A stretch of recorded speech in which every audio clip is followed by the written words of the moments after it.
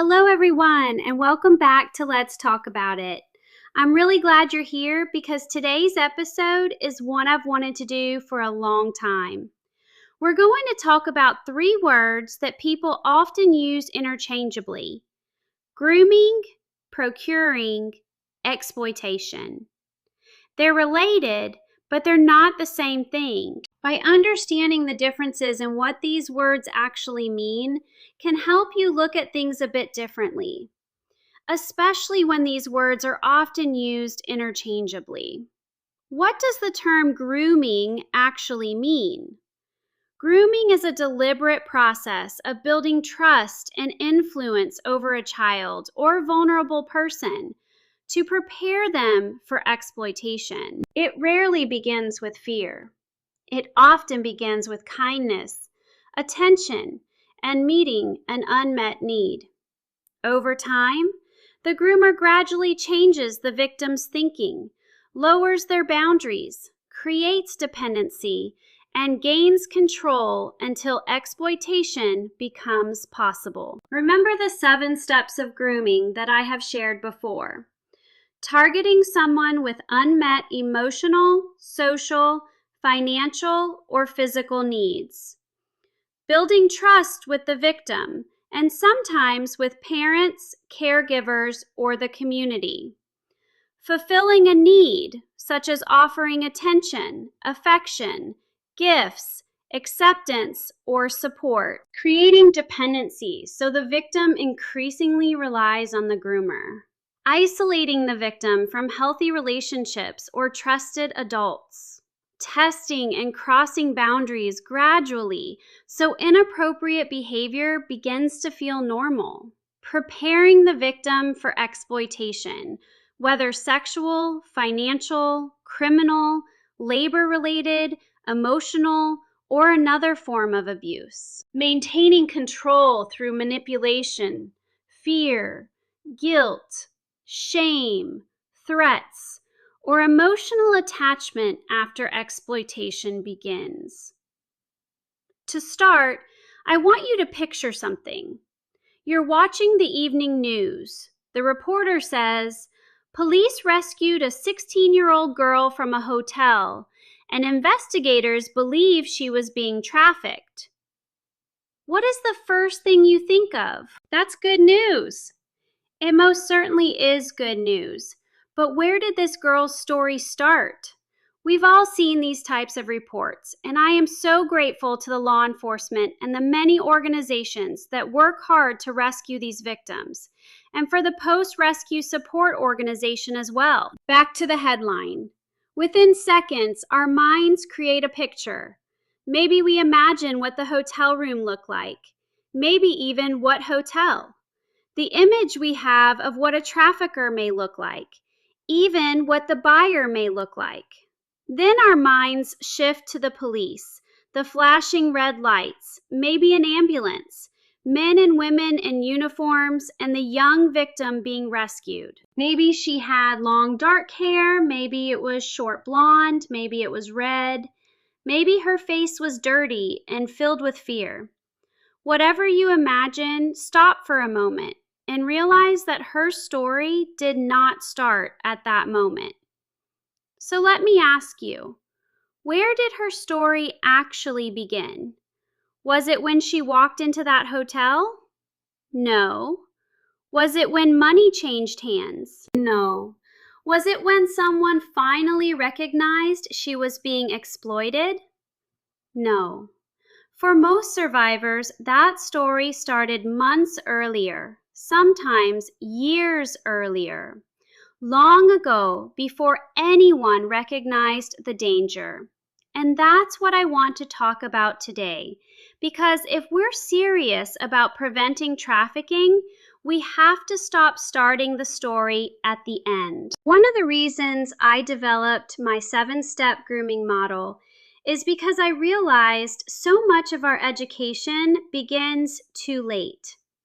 Because right now, most of the focus is on the rescue and restoration of the victims, which again, I support 100%. But my goal or purpose from my own pain and experience as a sex trafficking survivor is to teach people how to recognize grooming, trafficking, and exploitation, and what can actually happen when a victim of any age, but especially minors, can be psychologically controlled because their brain is not developed yet to fully grasp danger and then what to do when they think they are in danger. As I shared, my goal is prevention. So we have to go back much earlier to the interactions of the fictional 16-year-old girl's story, or the many stories of how children and teens are groomed, and ask different questions. The first question we need to ask is, how did they get into this situation? Because children are not simply walking into exploitation. They are being guided there without them even knowing it, because the predator has found vulnerabilities in their victim and see an opportunity to exploit them for their personal gain. What a horrible person for doing this to innocent children and teens. It makes me mad that people feel they have the right to do this to another person. Going back to the question of how did they get into this situation, we have to acknowledge that it happened through one conversation at a time, through a methodical process to make the victim believe the lies they are being fed, from a person who seems nice, fun, caring, and invested in the child's life. But what is the investment for? A friendship? A romantic relationship? Not if it's to exploit or traffic. Those ruses are used a lot. And sadly, they create such a false sense of value to the victim. Trust is a big part of the grooming process. Again, the false promises of something that is important to the victim, but is used to manipulate. I tell people all the time that trafficking doesn't usually begin with fear. It begins with trust. Think about that. If someone walked up to a child or teen and said, "I'm going to exploit you," what do you think that child or teen would do? I am sure they would be confused because most people don't understand the word exploitation as an adult. So to a child, it could mean nothing. But what if someone walked up to a child or teen and said, "I'm going to sell your body to as many people as I can for sex, or for them to abuse you and get money for doing it"? I think every child or teen would run away. Unfortunately, that's not how predators work. They're patient, they're observant, they're strategic, and they understand human behavior. They know they're not trying to convince a child to do something terrible today. They're trying to build a relationship that changes what the child believes is normal tomorrow. That's a very different process. For decades, we have taught our children about stranger danger, to not talk to people they don't know. We teach them not to get into cars or take candy from strangers, or help an adult look for a lost puppy. Those are good lessons. But grooming rarely starts with a scary stranger.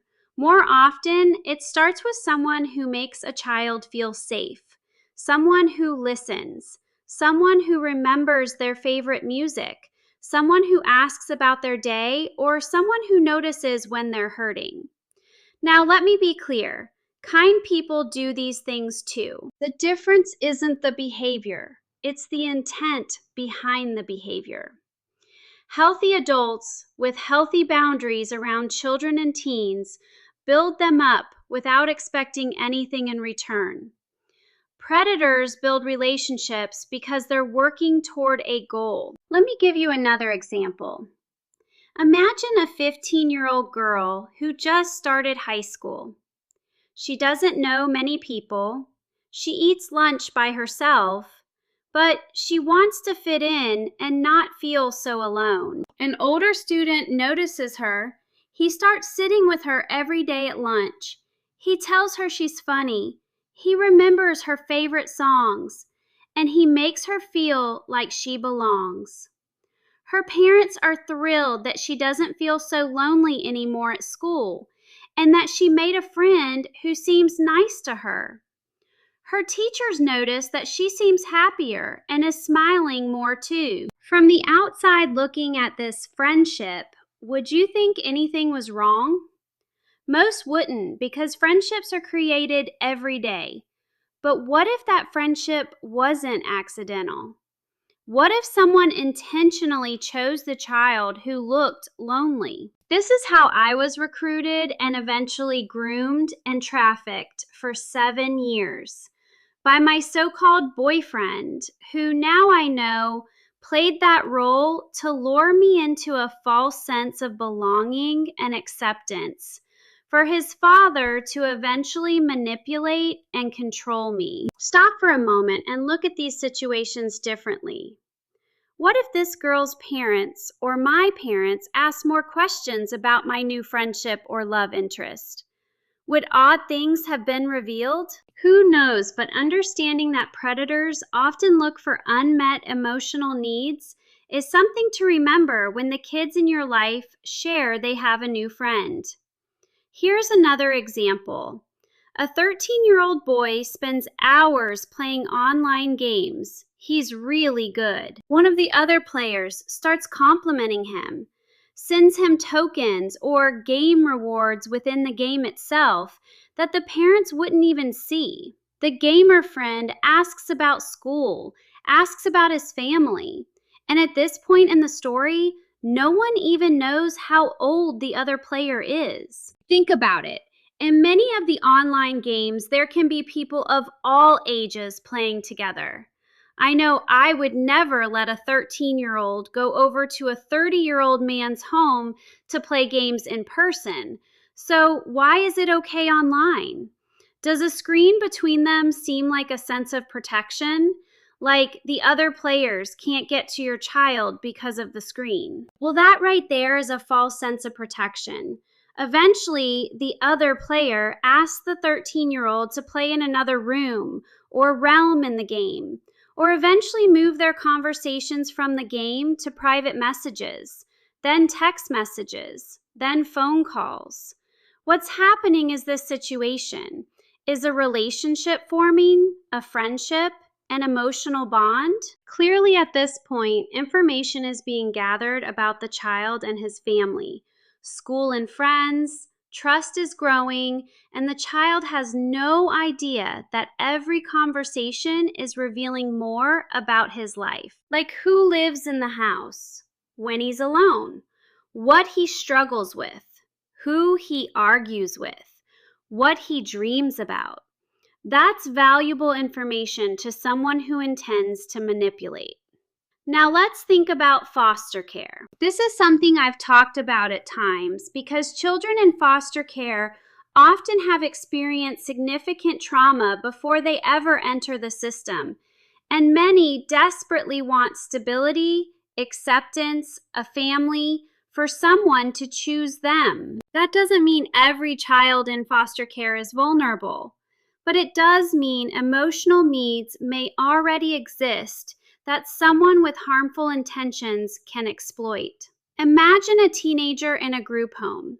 They feel like no one really knows them, no one truly understands them, and no one wants them.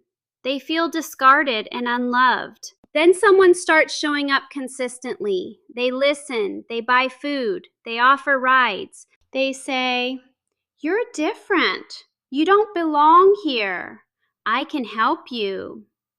To everyone else, it may look like kindness, but to the young person in the group home, it may feel like hope, acceptance, fitting in, being loved, part of something, no longer rejected.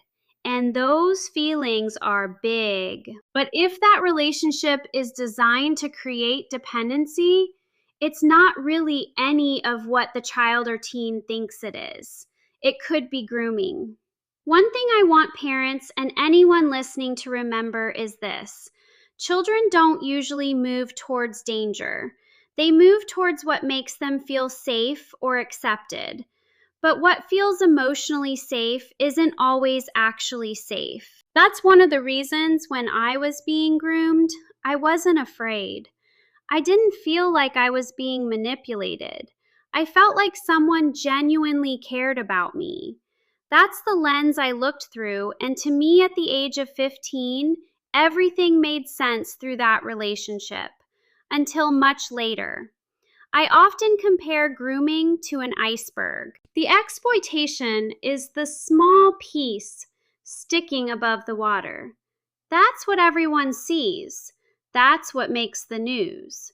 But underneath the surface are hundreds of conversations, moments no one witnessed, text messages, compliments, promises, secrets, encouragement, small compromises, gradually pushing boundaries and slowly replacing healthy influences with unhealthy ones. By the time exploitation begins, the foundation has already been built. People sometimes ask me, "Sherry, why didn't you leave?"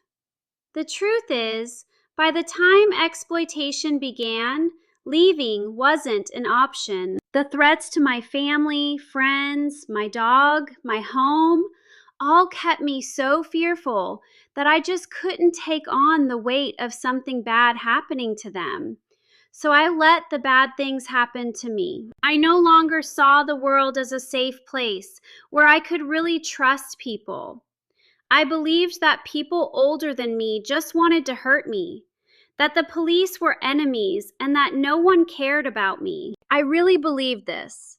And sadly, many children and teens being groomed or trafficked right now feel the same way. When I speak to parents, I always tell them this: don't wait until something feels like an emergency before you start having conversations with your children.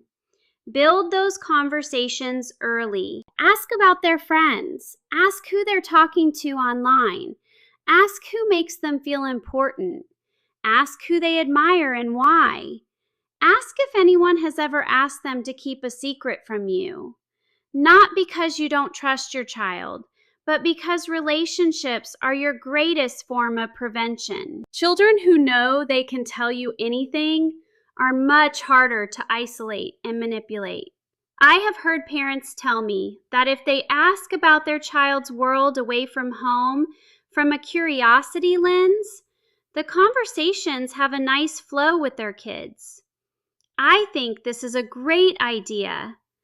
The other thing I want you to remember is this: grooming is designed to look normal. If it looked frightening from the beginning, it wouldn't work. That's why parents often say, "I never saw it coming." Teachers say, "They seemed like such a nice person." Friends say, "They were always so helpful." Those statements don't necessarily mean anyone failed. They simply remind us how sophisticated grooming can be. As I developed my 7-step grooming model, I realized something. What investigators describe legally and what survivors experience psychologically aren't always explained the same way. Legally, you'll often hear terms like targeting, grooming, procuring, exploitation, and maintaining control. Those legal definitions are important, but from the survivor's perspective, what I experienced was a gradual progression. It didn't feel like separate legal events. It felt like one relationship that slowly became something I never imagined it would become. That's why I teach 7 psychological stages, because I want people to recognize the process while it's still interruptible, not after it's already succeeded. By now, you've learned that grooming is not a single event. It's a gradual psychological process that builds trust, lowers boundaries, creates dependency, and prepares someone for exploitation. But there is another term you're likely to hear when discussing human trafficking, especially in courtrooms, investigations, and legislation. That word is procuring. Many people hear the word and assume it means the same thing as grooming or exploitation. It doesn't. Understanding the difference is important because it helps us recognize where prevention fits into the process. What does procuring mean? In simple terms, procuring means obtaining, recruiting, enticing, or making someone available for exploitation.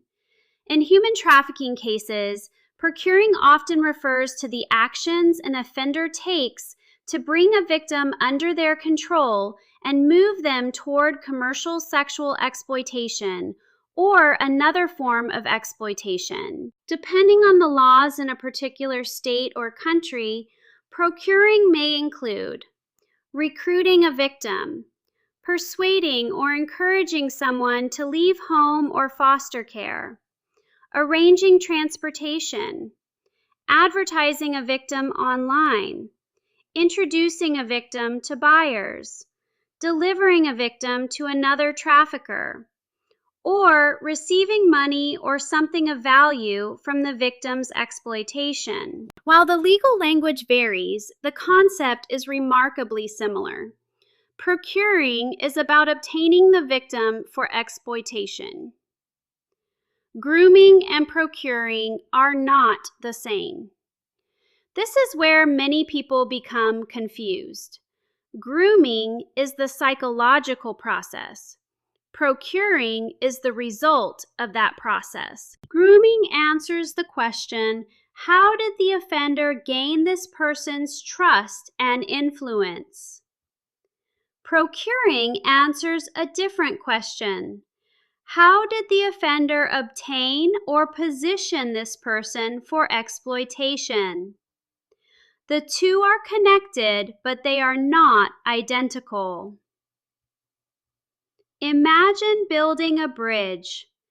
One of the easiest ways to understand the difference is to picture a bridge. Imagine a child standing safely on one side of a river, and on the opposite side stands someone who intends to exploit that child. The offender doesn't ask the child to jump across the river. Instead, they build a bridge. One plank at a time, a compliment, a conversation, a gift, a secret, a promise, a ride home. Someone who understands. Someone who says, "You can trust me." Someone who slowly becomes more important than everyone else in the child's life. Each interaction adds another plank. Eventually, without fully realizing it, the child walks across the bridge.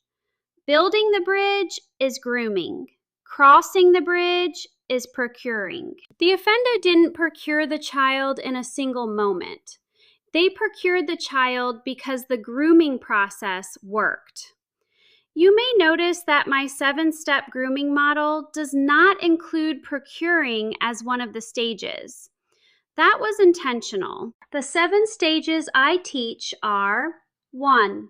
Targeting, 2. Gaining trust, 3. Fulfilling a need, 4. Installation, 5. Boundary testing and desensitization, 6. Exploiting control. I don't teach procuring as another psychological stage because I believe it represents what the offender has accomplished, not what the victim is experiencing emotionally. By the time someone has successfully identified the victim, gained their trust, fulfilled emotional needs, isolated them from healthy influences, and lowered their boundaries, they have effectively brought that person under their influence. From a legal perspective, the victim has often been procured.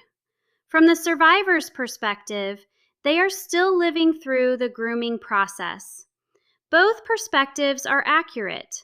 They're simply looking at the same events through different lenses.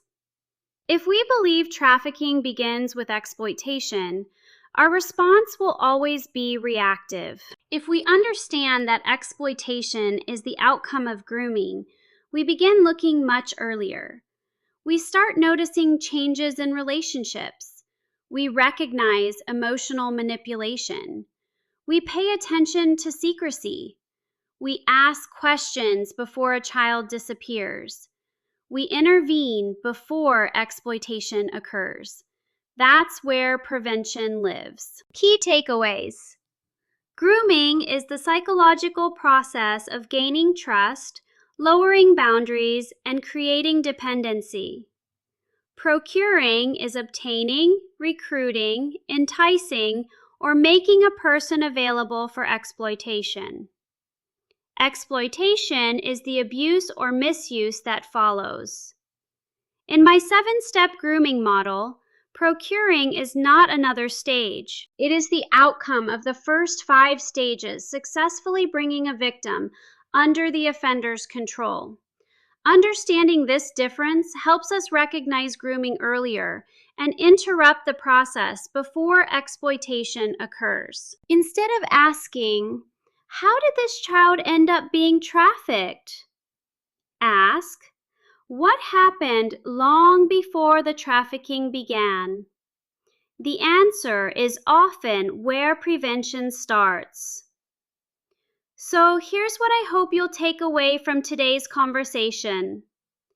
Every trafficking case has a beginning, and that beginning is rarely exploitation. It's often a conversation, a compliment, a friendship, a secret, a trusted relationship, a need that someone recognized and decided to exploit. If we only educate people about exploitation, we're missing the biggest opportunity we have to protect children, because prevention begins long before exploitation ever occurs. Thank you for joining me today for this episode of Let's Talk About It. New episodes are released every Tuesday and Thursday, so be sure to subscribe and keep an eye out for the next conversation. I chose an audio-only format because I know life gets busy. Whether you're driving, walking, working out, or simply taking a break, you can listen wherever you are. I'm also excited to share that the Survivor Informed Learning Institute will be launching soon.